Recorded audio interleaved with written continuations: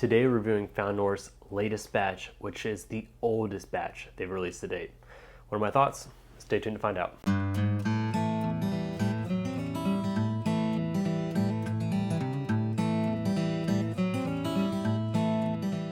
Welcome back to the Bourbon Retriever, and today we're reviewing Found North batch 009. I don't know if you say batch 9 or 009.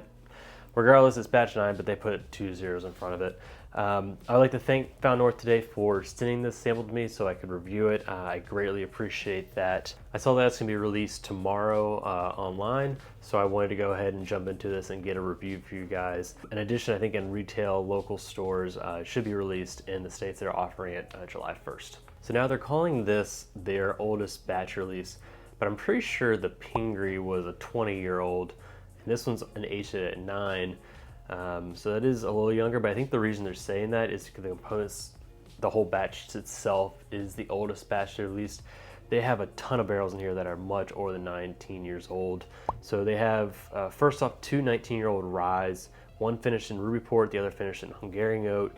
They have a 19-year-old corn that was in used American oak, and then a bunch of 23-year-old corns, either finished in new American oak or used oak. And then lastly, they had a 26-year-old corn that was finished in Hungarian oak.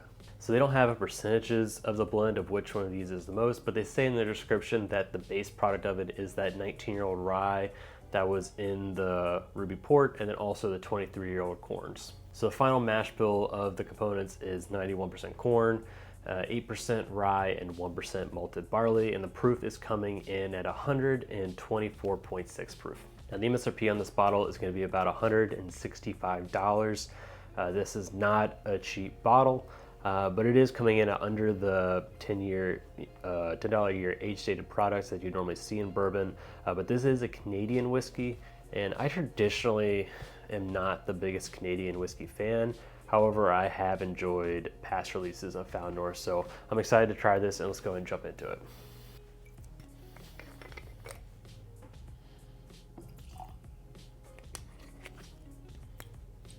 All right, cheers, on to the aroma.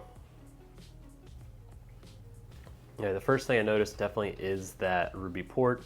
I don't know if it's because the front of the label says ruby port, so that's just what's gonna be in my mind, but I definitely get that fruit note, which I'm equating with the ruby port. And then underneath that, you definitely get a little bit of that rye spice, but it's not a rye that's in your face.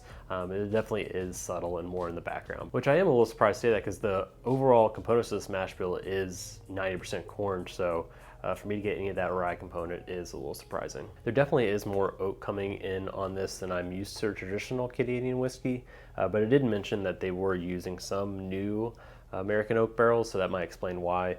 Since it's Canadian whiskey, they don't have to use new oak barrels like you would for bourbon, because bourbon has to be new aged oak barrels. So you traditionally don't get those oak notes on Canadian whiskey, which is probably the reason why I'm not the biggest fan of it. But I would definitely say this would be like a bourbon's lover Canadian whiskey. Yeah, that's a really nice balance of that ruby, the oak, and the rye spice that you're getting in there. I think it creates a nice overall well-rounded aroma, but let's go ahead and jump onto the palate.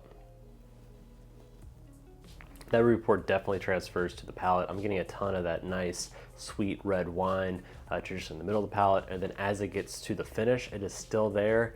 But I would say it's like on a brighter note, like maybe almost more eating a fresh cherry than really what I would think about wine. But this might be a great bottle to maybe pour for one of your wine lovers, because this is doing a great job with a wine finishing. It's not over predominant, but it is there. Obviously you shouldn't pour this neat for your wine lover, but maybe put it over ice or dilute it down with water.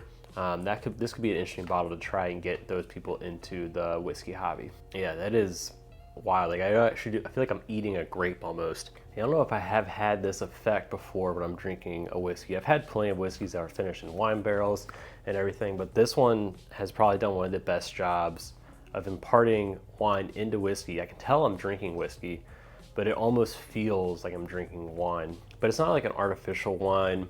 Like sometimes I've had finished products and it just feels very artificial and it's off-putting immediately. And I've never thought about pairing whiskey with food. Traditionally, I don't like drinking whiskey with food because oftentimes either the whiskey affects the food flavor negatively or the food affects the whiskey negatively. But I think this would actually be a perfect whiskey to have with a steak. Traditionally for myself, when I'm not drinking whiskey, I'll have red wine with a steak. And this is a good mix of those two, where I'm gonna want a whiskey, sometimes I want a wine, and this is almost the perfect blend to have with that steak. I can definitely feel the proof. It is definitely coming in there at 125, 24 proof. You definitely can feel that. I'm not getting a lot of oak notes. It's not over tannic, not over oaked. I'm not getting any of those dark savory notes. It's definitely on the lighter, fruitier side of a whiskey. And I was mentioning grape earlier. I would not equate it to like an Eagle Rare grape or a Stag, like any of those type of grapes. This is definitely more of those wine profile, more of a different type of grape. A couple other specs about the bottle I forgot to mention at the beginning. On the label here it says it has no additives. I was a little surprised they put that in. I don't know if they've done additives in past or if it's just in reaction to the whole 13th colony debacle where it doesn't say bourbon on the front, so they feel like they have to tell you there's no additives. And lastly, this is the largest batch that Found North has done. There are 6,000, almost 7,000 bottles in this release. So if this is something you're looking for, chances are this will be easier to get than other Found North releases. Before I get into my final review of this bottle, if you're enjoying this content, make sure you hit that subscribe button. That way you don't miss any of my reviews going forward. I also do hunting videos, I do vlogs, events, and things like that. So to make sure you hit that subscribe button, that way you don't miss any of that content in the future. In addition, if you're looking to become a greater part of the community, I have a Patreon channel where I do a monthly giveaway. In addition, this month coming up, I am doing a live tasting with my Patreons. If that is something you're interested, check that out. Okay, so my review of the Found North Batch 9. I enjoyed this bottle. I really am digging it. However, it is hard for me to recommend at $165. Like, that is a lot of money for the average consumer.